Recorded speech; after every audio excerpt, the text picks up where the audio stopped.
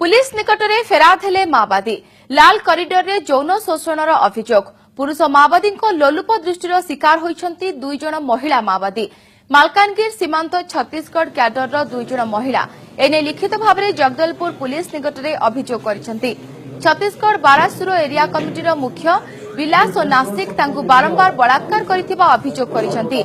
एमितिकि सेमानकु गर्भवती करी छाड़ी देथिले लाल सरदार माने निजर पाप लुचाइबाकु जाई एमाने महिला माओवादी गर्भनिरोधक बटिका और इंजेक्शन देथिबा मध्य अभियोग करिसन्ति।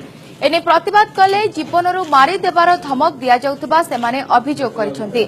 महिला माओवादी विरुद्ध होउतबा एही अत्याचार विरुद्ध कड़ा कार्यानुष्ठान प्रतिश्रुति देबा सह सेमानकु सामाजिक न्यायर भरोसा दैछन्ति बस्तर एसपी।